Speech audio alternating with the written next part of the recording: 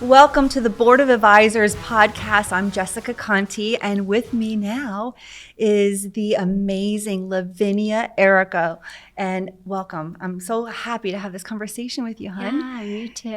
For those of our listeners that don't know who you are, they're going to know what you're known for. And you had what an incredible journey in business, right? You had co-founded and exited out of Equinox. Yes. Mm-hmm. So let's start there with a little bit about your journey and who you are, because we really want to dive into what you're doing now with this amazing movement that you're bringing throughout the world. Great. So tell us about your background, your journey. So, well, first of all, thank you for hosting and for doing this today. I appreciate it. So, first of all, I come from a big Italian family, and we actually ended up working together. So, but my happy place or my joy place has always been dance. I started as a dancer at 5 years old.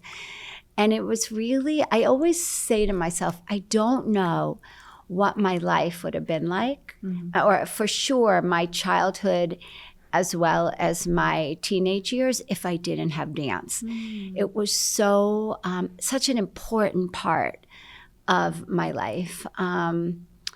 Not just the dance part, but also the community. Like my girlfriends, I made a dance troupe and I was in this professional group. And it was those relationships and that community that really brought so much joy and happiness and just grounded me. Sometimes when you're a teenager, especially at like 12 or 13, you're going through like a frustrating and uncomfortable part of life. Those are awkward years. They're so awkward. And I just remember for me, I felt sad. I felt a little depressed. I don't know. I just was having a hard time in that time. And dance was what saved me. My dance community, knowing that every Friday night I had somewhere because we danced on Friday nights and we rehearsed and then sometimes we performed on Saturdays. And it was so great knowing I had that I didn't have to worry about being social and that awkward socialness. Am I going to be included? Am I not going to be included? Did I get invited to that party? Am I in the popular group? Yeah. Like all that weird stuff that went on when you were young. I was like, I had a little bit of energy around it, but the truth of it is it didn't affect me as much because I had my dance and I had my dance troupe. So I always feel like that's a big part of who I am and how it grounds me. And I've taken that has been a thread that honestly, Jessica, I've had through my entire life. Like I have never stopped dancing, moving, or had community in that area. My entire life has been these threads. Like even if I was to move to a new city tomorrow and I didn't know a soul, I know that I would find my friends through that way. I would probably, join a YMCA and take dance classes there. Or I would join a yoga studio in there. And I would have 3 different ways that I would find my way to find friends and find community. Yes. So that is a thread that stays with me forever. But one of the things that I noticed was that not all women are as comfortable doing that, because they're not in their bodies, they're not as comfortable, that can actually be painfully uncomfortable, especially as we mature and we get older and it's like our bodies change.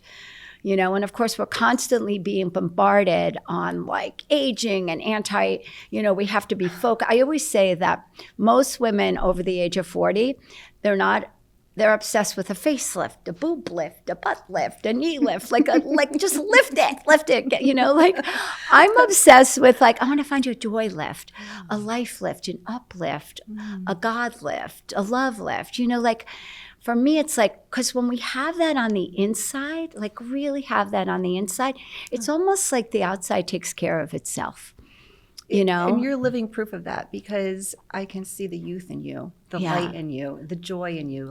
You are really walking your talk, living, breathing, eating, sleeping it probably. Yeah, and I do.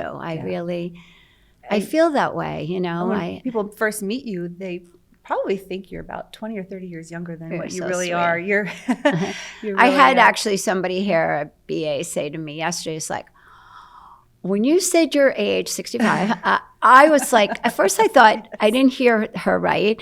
And then I was like, there's no way that woman is a day over 45. And he came up and he looked at me really close.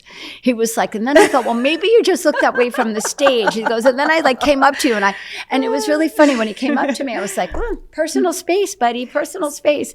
Because he was like, but I have to see, how could that be? Yes. And, you know, I always say, like, I'm youthing. I got that term from an amazing teacher of mine, a spiritual teacher. He said, no, we don't anti-age, we youth.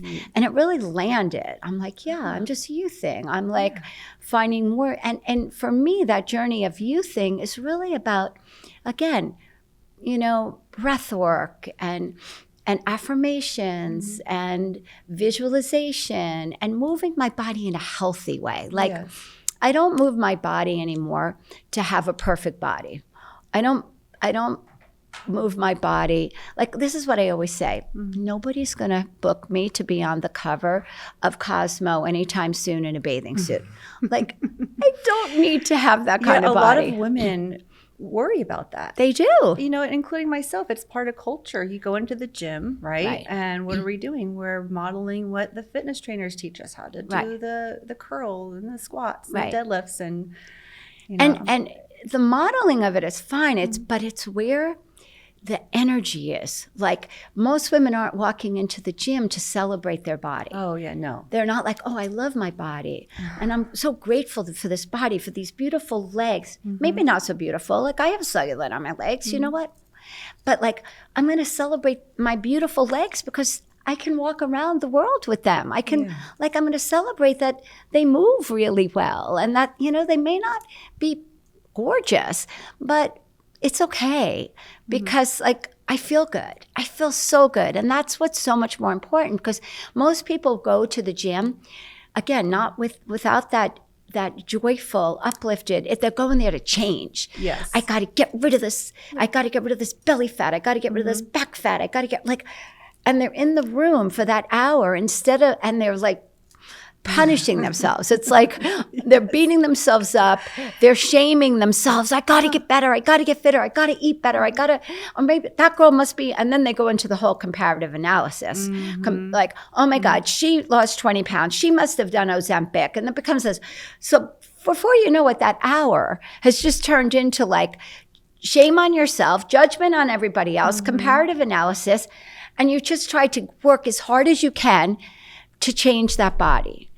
And at the end, that is not healthy. It actually, I believe, it creates even more inflammation in the body. You know, like, when we come from a place of loving our body, now that doesn't mean that we don't desire to be fitter, stronger, more muscular.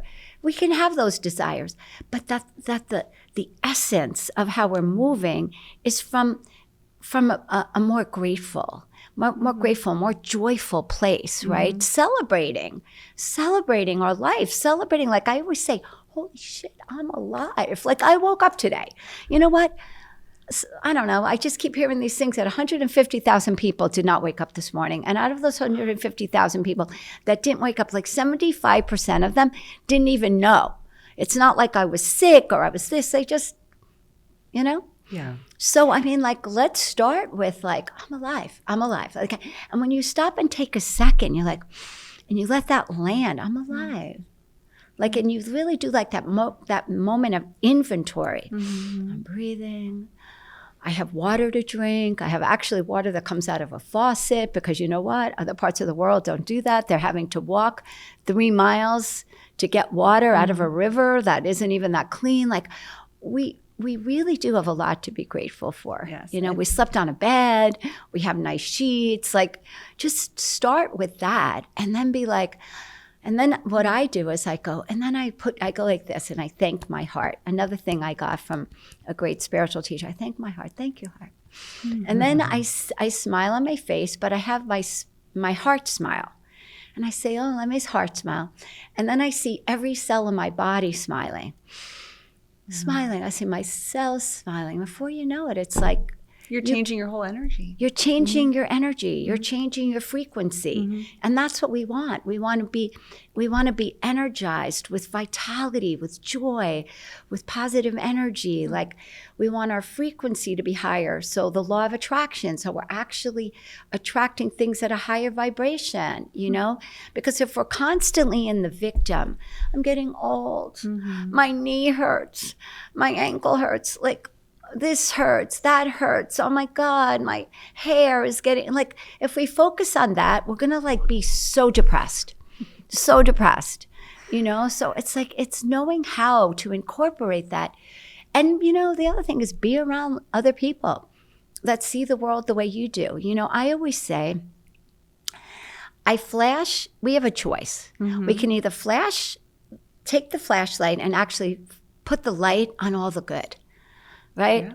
I woke up, I'm healthy, I have this, I spoke to my mom today, or I spoke to my sister today, I had a great conversation. Like we can keep flashing. Or we could take the flashlight and flash on all the things that aren't working on your life. Like where are you putting your light? Yes. And where you put your light is usually what your light. I can look at somebody, I can listen to someone and just listen to them talk. And I eavesdrop on people all the time. Like I admit, I am one of those people. And I can eavesdrop on their conversation and know exactly what their life looks like. Yeah. Because where your attention goes, energy flows. Exactly. Right? Yes. So now take us up to where you're at now, because you see the world like in this space that they're not joyful, especially women, right? Right. And you have a vision for solving this. Yes. Yeah. Tell us now about how this all came about with, you know, your so vision. First of all, I'm my client. You are like I am my client. Like I literally went through a really dark phase in my life. I had like 3 or 4 things that happened very close to each other, like one thing after another. And before I know it, I was like completely on my knees. And I mean literally, like I had to give it over to God. And that was probably the first time that I've ever like been so drastic, because I was in despair. I just felt like brokenhearted, didn't know what to do, really. And you know, the truth of it is, Jess, is that when you have a certain level of wealth and accomplishment and success, you think to yourself, I can buy that. Like I can buy my happiness. I can buy myself out of despair. Like I'll hire a good therapist. I'll do EMDR. I'll do different modalities. I'll get acupuncture. I'll take this supplement. I'll go, you know, like you have that. I'll do my infrared light therapy. I'll do my infrared, you know, I'll do my sweating. I'll do my cold plunge. I got all these biohacking. I can afford all the biohacking. And I couldn't get out of the funk. I just couldn't. I was just like, it was as if every day I was walking around in this black cloud. And I was faking it, because I'm really good at being like, and I have this thing, just fake it, you'll make it. Fake it, you make it. That's what us women do sometimes. We do. We're so well trained to put the smile on, and we're charming, and you know, like nobody would have known except the people who really knew me. I had one woman walk in. We weren't even that good of friends. I was actually at a bachelorette party out in Palm Springs, and I organized one part of it, like the pole dancing part. Yes. I organized that. I got this, and I was excited about it because I found this great gal, and she was supposed to be like so next level, and I literally couldn't get out of bed. And I was actually doing I was doing a beautiful ritual after it for the woman. But so my friend comes in and she says, I'm worried about you. Oh, wow. And I looked at her and I said, darling, I'm worried about me. It's the first time I ever said that. It's the first time I ever said that. And she looked at me and I said, I can't get out of this horrible, I'm not sleeping. I'm heartbroken. I'm like really feeling hopeless. And to say that was huge, like to be that vulnerable. And after that, I was like, okay, I said it. I admitted it. I'm not putting on my happy face and my Lavinia I'm successful. You know, I got this handled. I was allowing myself to feel it, and you have to feel it to heal it. Have to feel it to heal it. You have to You feel it. were in a place where you really didn't have joy. No, I was so unhappy. No, don't get me wrong. I could put on a pair of dance shoes. I could go out salsa dancing and have an hour of fun. Like, I knew how to have fun. But joy is an inside job. Joy is an inside job. So what did you do? Well, you know, that's when I tell you, I literally came home from that, and once I admitted, I was like, I started praying. I literally just prayed, and I gave it over to God, and I gave it over to God. And one day I literally hear a message come in, because if you believe and you listen, you hear. You have to, I love these stories when you get the download. Yeah, You got I the just download. heard God say, at first I heard God say, move. Oh. Yeah, and I was literally falling asleep with like a book on my, like falling like that. And I literally hear move. And I get up and I'm looking and I'm like, because I had recently been divorced, I thought he wanted me to move out of my house because I was in this huge house now. And that was another story, because I did overcome living in a house alone, because it was very hard for me. And I got through that, and I felt very empowered by that. And I was like, do you want me to move? Like, move out of my house? Like, and I didn't get an answer. And then the next day I hear it again. And for whatever reason, I got up. I was outside under my beautiful kopok tree, I think is the name of it. And I started instinctively to just move my body in a certain way that I've been trained in. Yeah. And I started doing breath work. And I started to do affirmations, and I started to visualize and to visceralize, and doing what I know is that when you see whatever it is you wanted, which all I wanted was to feel good. Like I didn't have an agenda beyond that. I just want to feel good. I kept seeing myself in like this yellow light and being happy and running on the beach. And then I also know, because I worked with a teacher that said, and then whenever you have what it is you want, see yourself serving others. Oh, that's beautiful. Because that's where the energy, that's where the work is. So I literally saw myself like on a playground and playing with kids in the inner city. And then I brought tons of balls and jump ropes and all these things. And I was just, literally, that's what I was visualizing. Me in the inner city with kids and running around and doing that and just being happy. And you know what? I kept going back and doing that every day. Outside every day, doing the movement, doing the breath work, moving my spine in every direction, because every organ in our body is connected to our spine, and doing the breath work and doing the movement. Women aren't doing this. No, because we're moving in a very different way. So anyway, before I knew it, I was like, I would say about 6 weeks later or so, it was I'll never forget this. It was a Friday, about 3:00, and I had ran back to my room to get something, and I'm running over. I have like a bridge that takes me from one side of the house to the other, and I'm on the bridge, and I'm like, I'm not in the funk. I'm not in the gray. You're out of it. I'm out of it. It was the first time. And you know what made me realize why I created what I created? I thought to myself, if I was having the hardest time getting out of this, and I could afford everything. I have access, I have money. Could you imagine all the women that are out there and they don't have that? They don't have the money, they don't have the access, they don't even know. Like, how do we help them? Like, for me, it just became so clear that I have something to make women feel better. This is when it was birthed. Yes. This is birth. Yes. So And Joylift. So that's how it came. That's really the true essence of what it is. And, you know, I had somebody say something today, actually, in that room, when they said, why are you raising money? And that, he said to me, you know, that's going to be the question you're going to have to. And I didn't answer back, because it didn't feel like it was definitely a moment to ask. And I thought to myself, I'm very clear why I'm raising money, because of energy and frequency. When you have people around you that are investing in you and they believe in you and they want to make a difference for women, they want to empower women, they want us to be free of our emotions.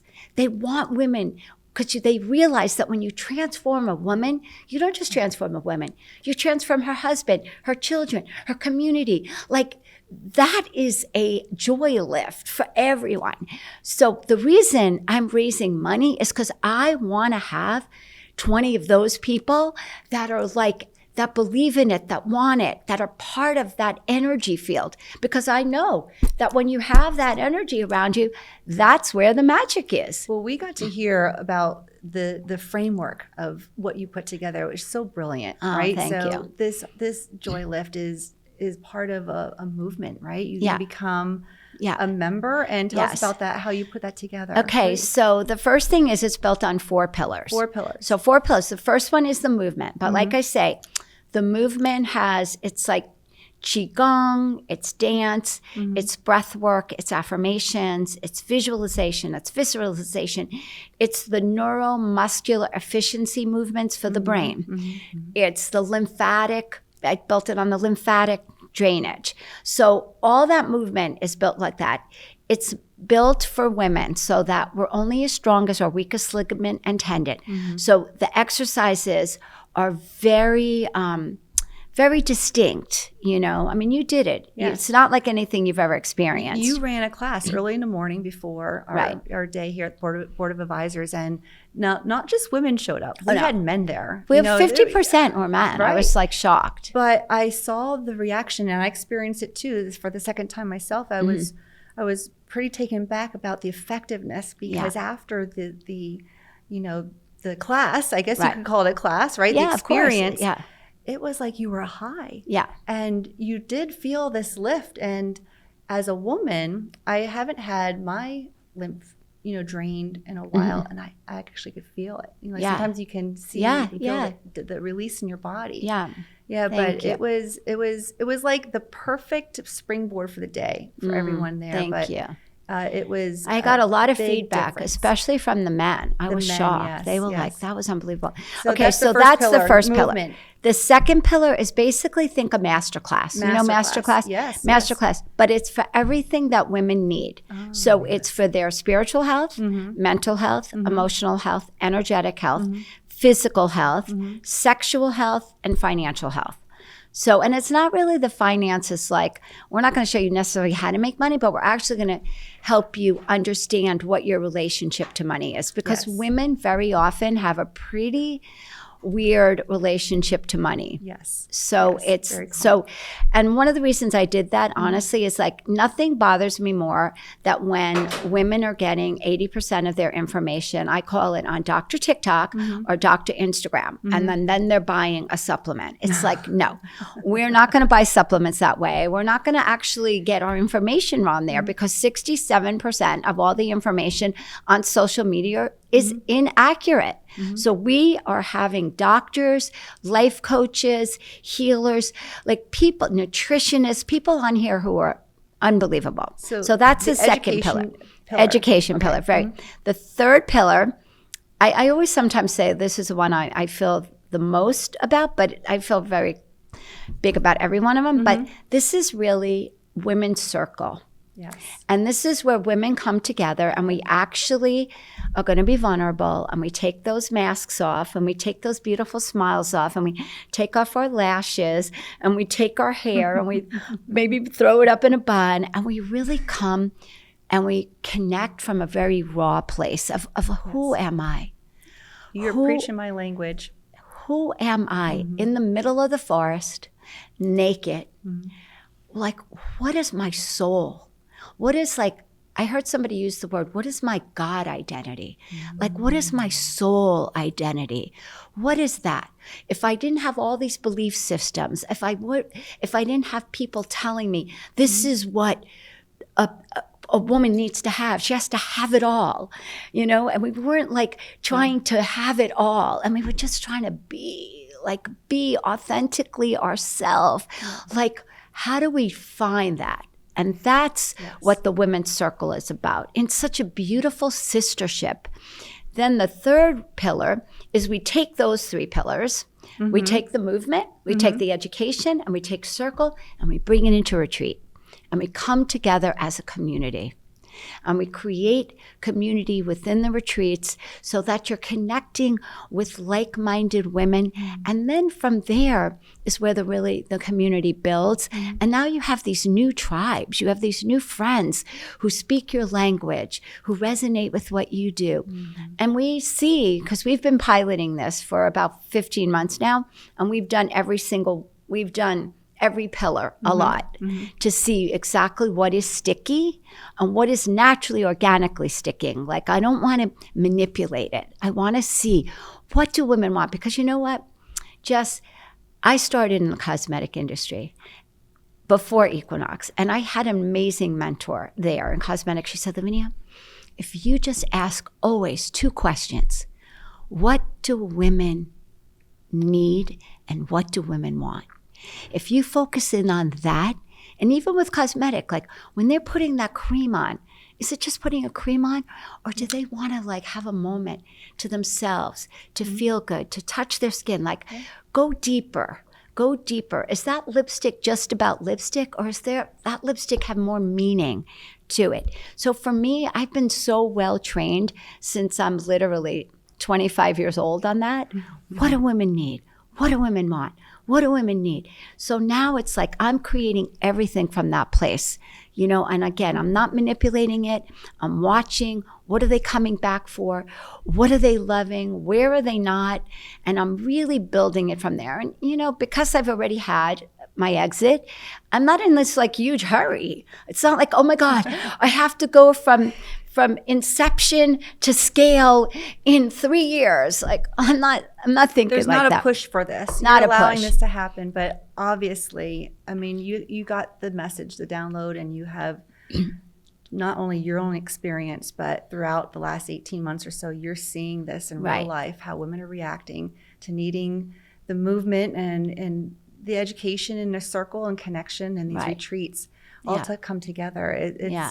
It's going to be I believe, in your vision so much. And I see this growing to a very global scale because all women, we all speak the same language. We all want to have that connection, and we all want to have that joy, Joylift, yes. And it's inside joy. Like, we have to have it internally, because otherwise it comes off, again, phony, faking, like having a Facebook moment to make everything look perfect. Like, and you know what? Life is sticky and it's icky, and the shit's gonna hit the fan every day. And what do we do with that? What do we have the nervous system? That's another thing. Like, do we have the nervous system that's strong enough for that to happen? Or do we just crumble?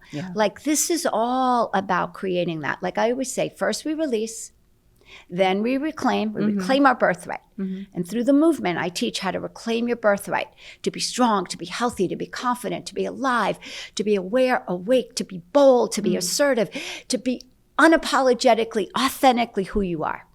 You know, you reclaim that. You have to reclaim it. You have to reclaim it in your mind. You have to reclaim it in your body. You have to reclaim it in your soul and your spirit.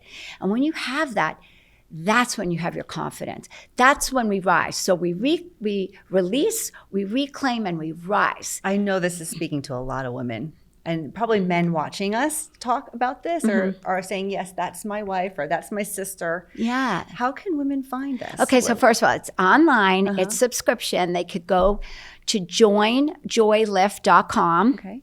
Joylift. Yeah. And sign up. I mean, I'd love to offer your community here a free month. So we can, just put in board of directors, and we can give everybody a free month. And bring their friends, like bring their mothers. Like we really do this I have groups of women that do it. They go and they meet and do it with 5 or 6 women at their house.